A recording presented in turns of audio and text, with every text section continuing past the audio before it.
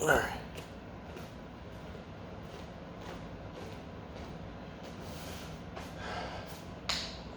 Good evening and wa'an, ni hao ma. Ladies and gentlemen, it's your gracious host, Turtle Sage, here for another episode of Combat Commentary. In today's episode, this one is very near and dear to me, as most are, but even more so because this is about the future of Chinese martial arts. Yes, Kung Fu, hard work over time, make a supreme skill. Right? You got it. And this is what we can do to survive the next century. See, unfortunately right now, Chinese martial arts has a bad name because they think we are a bunch of frauds, a bunch of glorified dancers, a bunch of paper tigers. And unfortunately, this is partly our fault because we got a lot of frauds out there saying, well, I'm a Kung Fu master, and, they don't have the proof. They've been losing fights or whatever. It's a number of things. Also, the rise of the UFC. Well, if Kung Fu is so effective, why aren't you in the octagon? Well, never mind that it's a sport with rules. It's not actual fighting. It's not like we meet on a battlefield like Guan Yu or Lu Bu or Yu Fei or whoever, or some insert Shaolin monk. So fighting in the ring is different from fighting on a battlefield or in the streets, etc. So, I digress. But there are things that we can do to prevent a lot of these great arts from going extinct, right? Because, okay, obviously there's families out there like the Chen family or whoever that will preserve the martial art regards because it's big business or whatever. But this is one of those things can not only help us survive, but also, I think, could help us. This is just my opinion. You're more than welcome to chime in the comment section. But this is my opinion, what I think we could do to not only survive the next century, but flourish, right? And so let me come to my first point. Kung Fu, I discovered Kung Fu, obviously, TV, movies, video games, almost Chun-Li right here, Street Fighter, Tekken, Mortal Kombat, Enter the Dragon, you name it, Crouching Tiger, Hidden Dragon. I watched all that stuff as a kid. Drunken Master, that's why I'm here now. The movies and the video games make it great. However, problem with that is you can do camera tricks. You can have plot armor. So we watch, Kung Fu movies like Enter the Dragon or Drunken Master. Bruce Lee, Jackie Chan, Donnie Yen, they all got plot armor. Plot armor can withstand dragon fire. Ask Batman. Plot time never fails. That said, you've got to train with reality in mind. Now, you guys have seen me on the bag do 1-inch punch. There are times I've actually done stuff similar in actual live combat. Earlier this week, I had a sparring match. However, there is no unedited footage, so only the people who saw those sparring matches or fought me fist to fist can tell you if I'm lying or not. And with that said, so you've got to train with reality in mind. It's cool to do forms, and all those katas are is a textbook of the principles.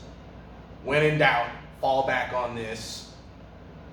But you have to apply. Otherwise, it's just theory. When I was in high school, for example, I hated math class because all our math class was us learning equations and doing the equations over and over again. That, to me, is what doing forms are. Right? Well, I always would ask, as many other students did, when will I ever use this? Very few teachers had an answer. Now, geometry, I use geometry every day. Every time I do Tai Chi or my John Lawhorn, it's all about them angles, making shapes, circles, lines, triangles, etc. So shout out to my sophomore math teachers, or my high school math teachers, for teaching me, for making geometry fun. So I kept that in mind, but I digress. So with that in mind, train with reality in mind.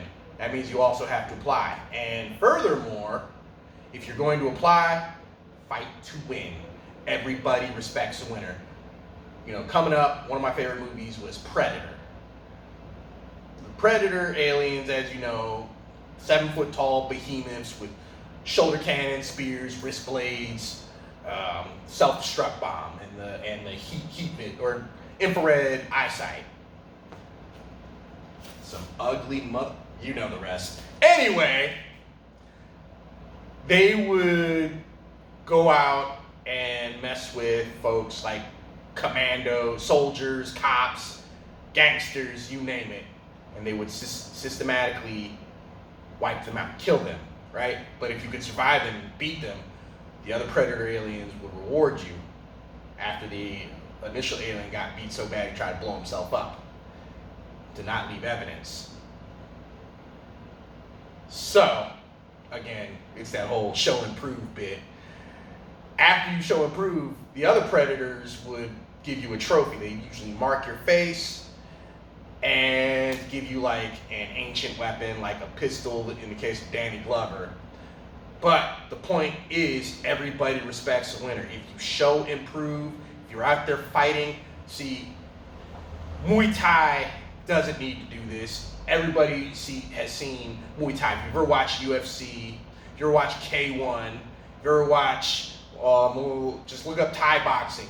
A million videos come up of Muay Thai combatants across the planet going around taking people down. And they don't even just stop with other Muay Thai fighters. They go up against everybody. Karate, boxing, taekwondo, you name it. They're there. And they use their techniques. So not only do you got to train your specific kung fu techniques like White Crane's beak or, the tiger claw or eagle claw, ripping, whatever, or, single whip. You got to train with reality in mind, but you got to win. And if you win with your specific principles and techniques, well, not only are you authority to other kung fu people, and this helps weed out the frauds, but if you're beating non-kung fu people, you prevent a Zhu Xiaodong situation. So you don't know who Zhu Xiaodong is. He's this MMA fighter in China who got challenged by this quote-unquote Tai Chi master. Well, Zhu Xiaodong, being an experienced professional fighter, he beat the snot out of this so-called Tai Chi master. This Tai Chi master, we'd only ever see him do stuff on camera. It was never an unrehearsed, unchoreographed, no special effects, real-time, unedited fight. See, what you see on my YouTube channel, you see that. You see the push hands. You see the grappling. You see the boxing. You see the kickboxing, etc. You see all facets of kung fu: kicking, punching, joint locking, wrestling. You see all of that. Unscripted, unedited, by the way. Granted, I like kung fu movies. I love Ip Man. But, that's a movie. We got to see what you can do outside of the movies. Like, okay, take Kung Lee, for example. He's a Sanda fighter. Sanda just means free fighting, for those of you who don't know. He got in UFC, and he collected some dubs. That doesn't mean everybody is going to be like Kung Lee. But the fact remains, it has happened. So, outside of training with reality in mind and applying your techniques and your principles properly, say that 3 times fast, you've got to fight to win. Everybody respects a winner. Next point. It's not enough to just beat people. You have to make them fear you. Case in point. We all know who Mike Tyson is. Iron Mike Tyson and Muhammad Ali, the greatest of all time. Well, you almost have to come into fighting with a sense of villainy, or what I call tactical brashness.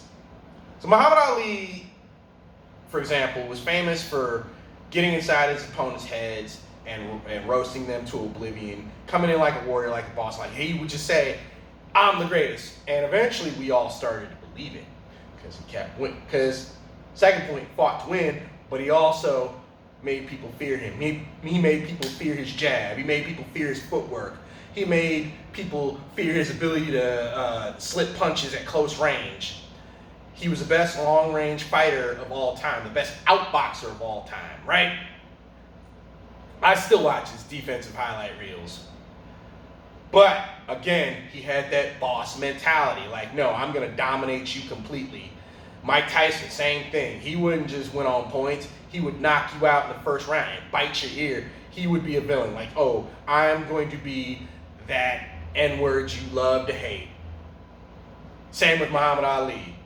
Not only did he completely destroy his fighters mentally, but outside of the ring, Muhammad Ali, nah, I ain't going to Vietnam. To hell with white supremacy. You get it? Praise be to Allah. I won't break. You break. I'm the boss. I'm the warlord. You gonna be shook when I came in. Kung Fu needs to start doing that again. We got this whole, oh, let's harmonize, let's be hippies. Look, I'm gonna say this right now. If you want to do Kung Fu for the spiritual aspects, that's fine. No judgment. But remember the first and only reality. This is martial arts. It's the art of war. And you have to cultivate a reputation as a warrior if you're going to be respected. If you're doing it without ego, in your personal home, trying to get physically fit, healthy, that's fine. But there's also other things you can do to get to achieve a facsimile of that. You can do yoga, you can do ballet. Hey, I personally love ballet. It is my guilty pleasure. I love seeing the athleticism, the precision, the strength, the beauty of it. But I'm here to also win fights because, I'm aggressive. I got testosterone. I also work in law enforcement, so I have to train with reality in mind. And I also have to come in. It's not enough to actually win fights. I have to break your spirit. And let's face it, now maybe I need some enlightenment. That's up for debate. That's also a personal issue. However, using a bit of the dark side, hey, I will eat your children. You wouldn't last a day in my world. I will F you till you love me. Shout out to Iron Mike Tyson. This man knew how to strike fear into his opponents. Another one, who was really good at that?